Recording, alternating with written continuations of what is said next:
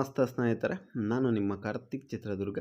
ಮೊದಲನೇದಾಗಿ ನನ್ನ ಚಾನಲ್ ಯಾರು ನೋಡ್ತಿದ್ದೀರೋ ದಯವಿಟ್ಟು ಎಲ್ಲ ಸಬ್ಸ್ಕ್ರೈಬ್ ಮಾಡ್ಕೊಂಡು ನೋಡಿ ಅಂತ ಹೇಳ್ತಾ, ರೈತ ಬಾಂಧವರಲ್ಲಿ ತಮ್ಮ ಅಡಿಕೆ ತೋಟಗಳನ್ನು ಈ ಸಮಯದಲ್ಲಿ ಯಾವ ರೀತಿ ನೀವು ಆರೈಕೆಯನ್ನು ಮಾಡಬೇಕು ಅನ್ನೋದ್ರ ಬಗ್ಗೆ ಸಂಪೂರ್ಣವಾದ ಮಾಹಿತಿಯನ್ನು ತಿಳಿಸ್ತಾ ಹೋಗ್ತಾ ಇದ್ದೀನಿ.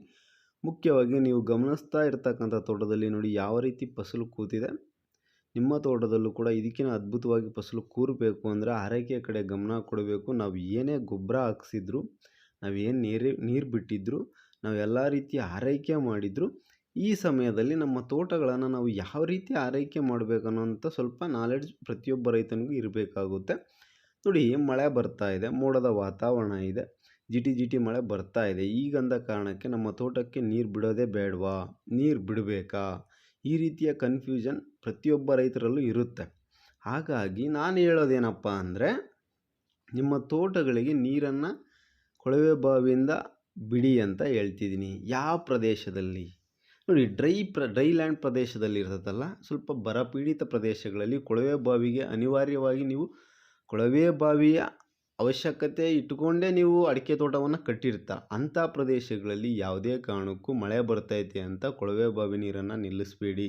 ಡ್ರಿಪ್ ಮುಖಾಂತರ ನಿಮ್ಮ ತೋಟಕ್ಕೆ ನೀರು ಬಿಡಿ. ಯಾಕೆ ಅಂದರೆ, ಹಿಡಿದಿರ್ತಕ್ಕಂಥ ಗೊನೆ ದಷ್ಟಪುಷ್ಟವಾಗಿ ನಿಮಗೆ ಅಡಿಕೆ ಸಿಗಬೇಕು ಅಂದರೆ ನೀರಿನ ಪೂರೈಕೆ ತುಂಬ ಅವಶ್ಯಕ. ಈಗ 2 ವರ್ಷದಿಂಚೆ ನಮ್ಮ ಎಲ್ಲ ಡ್ರೈಲ್ಯಾಂಡ್ ಪ್ರದೇಶದಲ್ಲೂ ಕೂಡ ಜೋಪತ್ತಿತ್ತು. ಆ ವರ್ಷ ಯಾವ ರೀತಿ ಫಸಲು ಬಿಟ್ಟಿತ್ತು ಅಂದರೆ, ಉತ್ತಮ ರೀತಿಯಲ್ಲಿ ಫಸಲು ಬಿಟ್ಟಿತ್ತು.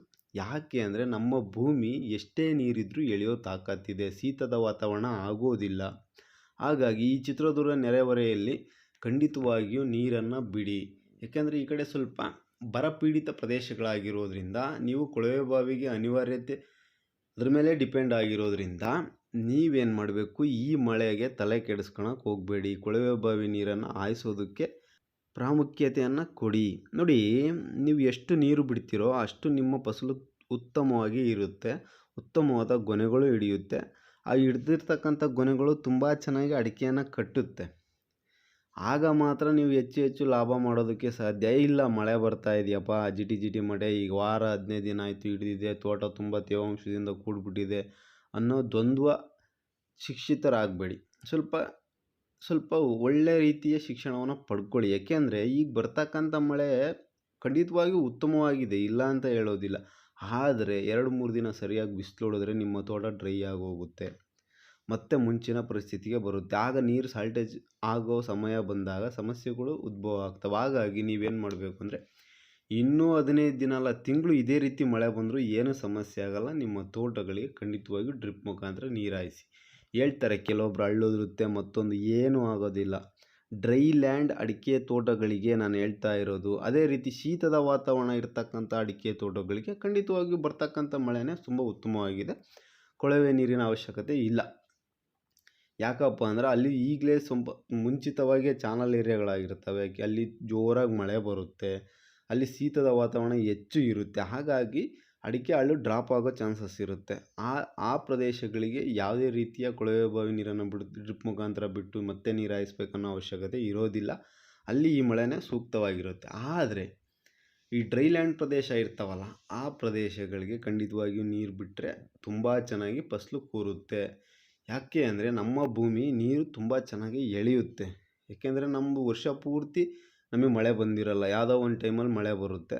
ಒಂದು 15 ದಿನ ಬಂದೈತಿ ಈಗ, ಮತ್ತು ಎಲ್ಲ ಟೈಮಲ್ಲೂ ಇದೇ ರೀತಿ ಬರೋದಿಲ್ಲ. ವರ್ಪಾದರೆ ನಮಗೆ ವರ್ಪಾಗೇ ಹೋಗ್ಬಿಡುತ್ತೆ. ಹಾಗಾಗಿ ನಿಮ್ಮ ತೋಟಗಳಿಗೆ ಯಾವುದೇ ಕಾರಣಕ್ಕೂ ಹಳ್ಳು ಡ್ರಾಪ್ ಆಗೋಲ್ಲ, ಮತ್ತೊಂದು ಏನೂ ಆಗೋದಿಲ್ಲ. ಉತ್ತಮ ರೀತಿಯ ಶಿಕ್ಷಿತರಾಗಿ ನಿಮ್ಮ ತೋಟಗಳಿಗೆ ಡ್ರಿಪ್ ಮುಖಾಂತರ ನೀರನ್ನು ಹಾಯಿಸಬೇಕಾಗಿರುತ್ತೆ. ಈ ರೀತಿ ಮಾಡೋದರಿಂದ ನಿಮ್ಮ ಅಡಿಕೆ ಫಸಲು ತುಂಬ ಚೆನ್ನಾಗಿ ಇಳುವರಿ ಬರುತ್ತೆ. ಇಳುವರಿ ಬಂದಾಗ ನೀವು ಹೆಚ್ಚು ಲಾಭವನ್ನು ಮಾಡ್ಬೋದು. ಈ ರೀತಿಯೆಲ್ಲ ನೀವು ಮಾಡಬೇಕಪ್ಪ ಅಂದರೆ ನೀರಿನ ಕಡೆ ತುಂಬ ಜವಾಬ್ದಾರಿ ವಹಿಸಬೇಕಾಗುತ್ತೆ. ಕೆಲವೊಬ್ಬ ರೈತರು ಏನು ಮಾಡಿಬಿಡ್ತಾರೆ ಅಂದರೆ, ಮಳೆ ಬರ್ತಿದೆ, ಮೋಟ್ರ್ ಆಫ್ ಮಾಡಿಬಿಡೋಣ, ಸುಮ್ಮನೆ ಶೀತ ಆಗುತ್ತೆ, ಈ ರೀತಿಯೆಲ್ಲ ದ್ವಂದ್ವ ತಿಳುವಳಿಕೆಯಿಂದ ನಿಮ್ಮ ತೋಟದ ಫಸಲು ಕುಂಠಿತ ಮಾಡ್ಕೊಳ್ಬೇಡಿ ಅಂತ ಹೇಳ್ತಾ, ನೋಡಿ, ಅದೇ ರೀತಿ ನಿಮ್ಮ ತೋಟವನ್ನು ಈ ಸಮಯದಲ್ಲಿ ಯಾವುದೇ ರೀತಿಯ ಈ ಕಳೆನಾಶಕ ಮತ್ತೊಂದು ಯಾವುದು ಹೊಡಿಬೇಡಿ. ಯಾಕೆ ಅಂದರೆ ಅದು ಹೊಡೆಯೋದ್ರಿಂದ ನಿಮ್ಮ ಹೊಂಬಾಳೆಗಳಿಗೆ ಸ್ವಲ್ಪ ಹೊಡೆತ ಆಗುತ್ತೆ, ಫಸಲು ಕುಂಠಿತ ಆಗುತ್ತೆ. ನೀವೇನೇ ಮಾಡಬೇಕು ಅನ್ನಂಗಿದ್ರೂ ಕೂಡ ಬ್ರಷ್ ಕಟಿಂಗ್ ಮಾಡ್ಕೊಳ್ಳಿ. ನಿಮ್ಮ ಹೊಲದಲ್ಲಿ ಮಳೆ ಸ್ವಲ್ಪ ಬರೋದ್ರಿಂದ ಟ್ಯಾಕ್ಟರ್ ಹೋಗಲ್ಲ ಅಂದರೆ ತೊಂದರೆ ಇಲ್ಲ. ಬ್ರಷ್ ಕಟಿಂಗ್ ನೀಟಾಗಿ ಮಾಡಿಕೊಂಡು ನಿಮ್ಮ ತೋಟದಲ್ಲಿ ಅಚ್ಚುಕಟ್ಟಾಗಿ ಇಟ್ಕೊಳ್ಳಿ. ಈ ಸಮಯದಲ್ಲಿ ನಡೆಯುತ್ತೆ. ಈಗ ಫಸಲು ಕಟಾಪಿಗೆ ಬಂದಾಗ ಸ್ವಲ್ಪ ತೋಟ ನೀಟಾಗಿ ಇರಲೇಬೇಕಾಗುತ್ತೆ. ಹಾಗಾಗಿ ಬ್ರಷ್ ಕಟಿಂಗ್ ಮಾಡಿ. ಅದೇ ರೀತಿ ಕಟಾಪಿನ ಬಗ್ಗೆ ತಿಳಿಸ್ತಾ ಹೋಗ್ತೀನಿ. ನೋಡಿ, ಮುಖ್ಯವಾಗಿ ನೀವು ಅಡಿಕೆ ಫಸಲನ್ನು ಟೈಮಿಗೆ ನೀವು ಕಟಾಪು ಮಾಡಿಸ್ಬೇಕಾಗುತ್ತೆ.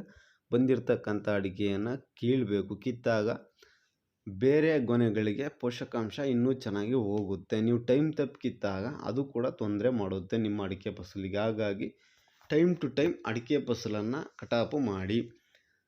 ನಂತರ ನೀವು ನೋಡಿ, ಯಾವುದೇ ಕಾರಣಕ್ಕೂ ಈ ರಾಸಾಯನಿಕ ಮೊರೆ ಹೋಗಬೇಡಿ. ಡ್ರೈ ಲ್ಯಾಂಡ್ ಏರಿಯಾದವರು, ಈಗ ಶೀತದ ಪ್ರದೇಶದಲ್ಲಿ ರಾಸಾಯನಿಕ ಮೊರೆ ಹೋಗಲಿಲ್ಲ ಅಂದಾಗ ಅವ್ರ ಅಡಿಕೆ ಫಸಲು ಉತ್ತಮವಾಗಿ ಸಿಗಲ್ಲ.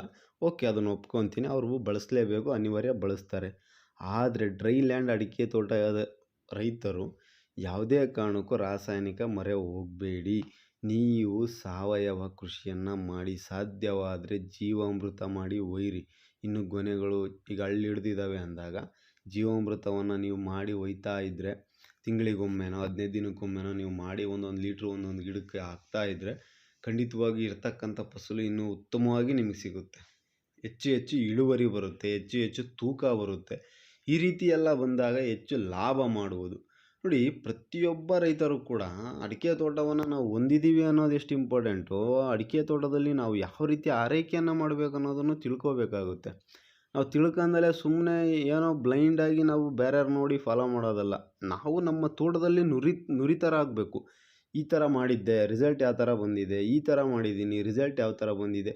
ನಿಮಗೆ ಯಾವುದು ಸೂಕ್ತವಾದ ರಿಸಲ್ಟ್ ಬಂದಿರುತ್ತೋ ಅದ್ರ ಕಡೆ ನಾವು ಫಾಲೋ ಮಾಡಬೇಕಾಗುತ್ತೆ. ಹಾಗಾಗಿ ನಾನು ಇವತ್ತು ವಿಡಿಯೋ ಮಾಡ್ತಕ್ಕಂಥ ಉದ್ದೇಶ ಏನಂದರೆ, ಡ್ರೈ ಲ್ಯಾಂಡ್ ತೋಟಗಾರರಿಗೆ ನೀರನ್ನು ಖಂಡಿತವಾಗಿ ನಿಲ್ಲಿಸಬೇಡಿ. ನಿಮ್ಮ ತೋಟಗಳಿಗೆ ಏನು ಶೀತನೂ ಆಗಲ್ಲ, ಹಳ್ಳು ಡ್ರಾಪ್ ಆಗಲ್ಲ, ಏನೂ ಆಗಲ್ಲ. ನೀಟಾಗಿ ಡ್ರಿಪ್ ಮುಖಾಂತರ ನಿಮ್ಮ ತೋಟಗಳಿಗೆ ನೀರು ಬಿಡಿ. ಕರೆಕ್ಟಾಗಿ ಮಳೆ ಲೆಕ್ಕ ಹಾಕಿದರೆ ಸರಿಯಾದ ಮರದಡಿಗೆ ನೆಂದಿಲ್ಲ. ಸ್ವಲ್ಪ ಯೋಚನೆ ಮಾಡಿ. ಅಂಥದ್ದು ನಿಮ್ಮ ತೋಟಕ್ಕೆ ನೀವು ಕೊಳವೆ ಬಾವಿ ನೀರನ್ನು ನಿಲ್ಲಿಸಿದ್ದೀರಾ ಅಂದರೆ ಮುಂದಿನ ದಿನಗಳಲ್ಲಿ ಹೊಡೆತ ತಿಂತೀರ ಫಸಲಿನಲ್ಲಿ.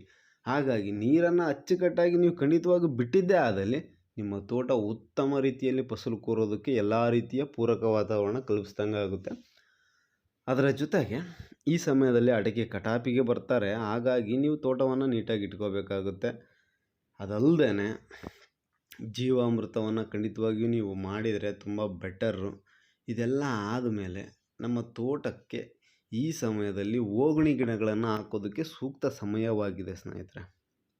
ಯಾಕೆಂದರೆ ಮಳೆ ಬರ್ತಾ ಇದೆಯಲ್ಲ, ಈ ಹನಿ ಗರಿ ಮೇಲೆ ಬಿದ್ದಾಗ ಗಿಡಗಳು ಬೇಗ ಚೆನ್ನಾಗಿ ಹತ್ಕೊತವೆ. ಹಾಗಾಗಿ ಪ್ರತಿಯೊಬ್ಬ ರೈತನೂ ಕೂಡ 10 ಗಿಡ ಹೋಗಿರಲಿ, 50 ಗಿಡ ಹೋಗಿರಲಿ, 100 ಗಿಡ ಹೋಗಿರಲಿ, ನಮ್ಮ ತೋಟದಲ್ಲಿ ಅಡಿಕೆ ಓಗುಣಿ ಗಿಡಗಳನ್ನು, ಓಗುಣಿ ಅಂದರೆ ಆ ಜಾಗದಲ್ಲಿ ಗಿಡ ಇಲ್ಲದೆ ಇರತಕ್ಕಂಥದ್ದನ್ನ ನೀಟಾಗಿ ಕಟ್ಕೊಳ್ಳಿ. ಯಾಕೆಂದರೆ ಅದು ಕೂಡ ಮುಂದಿನ ದಿನಗಳಲ್ಲಿ ಫಸಲು ಬಂದು ನಿಮಗೆ ಒಳ್ಳೆಯ ರೀತಿಯ ಲಾಭ ಕಲ್ಪಿಸುತ್ತೆ. ನೀವು ಶ್ರಮವಹಿಸಿ ಕೆಲಸ ಮಾಡಲಿಲ್ಲ ಅಂದಾಗ ಖಂಡಿತವಾಗಿಯೂ ನಿಮ್ಗೆ ರಿಟರ್ನ್ಸ್ ಆ ನಿಟ್ಟಿನಲ್ಲಿ ಬರೋದಿಲ್ಲ. ಹಾಗಾಗಿ ಶ್ರಮವಹಿಸಿ ನೀವು ಎಷ್ಟು ನೀಟಾಗಿ ಕೆಲಸ ಮಾಡ್ತೀರೋ ಅಷ್ಟು ನೀಟಾಗಿ ನಿಮಗೆ ರಿಟರ್ನ್ಸ್ ಬರುತ್ತೆ. ಇಷ್ಟೆಲ್ಲ ಮಾಹಿತಿಯನ್ನು ತಿಳಿಸಿದ್ದೇನೆ. ಓಗುಣಿ ಹಾಕ್ಕೊಳ್ಳಿ, ಜೀವಾಮೃತವನ್ನು ಮಾಡಿ ಹಾಕಿ.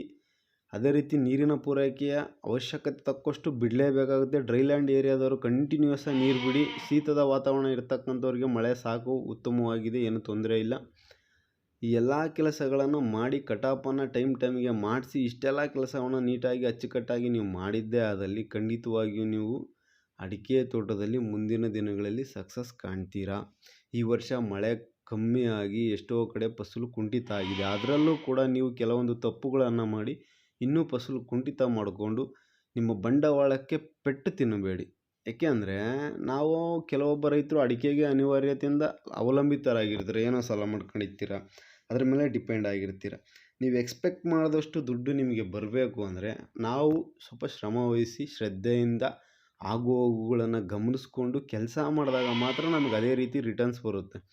ನಾವು ಸುಮ್ಮನೆ ಬ್ಲೈಂಡಾಗಿ ಸುಮ್ಮನೆ ತೋಟಕ್ಕೆ ನೀರು ಬಿಟ್ವಿ, ಈ ಮಳೆ ಬರ್ತೈತೆ ತೋಟಕ್ಕೆ ನಿಲ್ಲಿಸಿದ್ವಿ, ಯಾವಾಗೋ ಗೊಬ್ಬರ ಹಾಕಿದ್ವಿ, ಈ ರೀತಿ ಅಲ್ಲ. ನಮ್ಮ ಮಕ್ಕಳನ್ನು ನಾವು ಯಾವ ರೀತಿ ಪೋಷಣೆ ಮಾಡ್ತೀವೋ ನಮ್ಮ ತೋಟದ ಪ್ರತಿ ಅಡಿಕೆ ಮರವನ್ನು ಆ ರೀತಿ ಗಮನಿಸಿದಾಗ ಖಂಡಿತವಾಗಿಯೂ ಅದೇ ರೀತಿಯ ರಿಸಲ್ಟ್ ನಮಗೂ ಬರುತ್ತೆ. ಉತ್ತಮವಾದ ಫಸಲು ನಮಗೂ ಸಿಗುತ್ತೆ, ಉತ್ತಮವಾದ ಲಾಭವನ್ನು ಕೂಡ ನಾವು ಮಾಡ್ಬೋದು.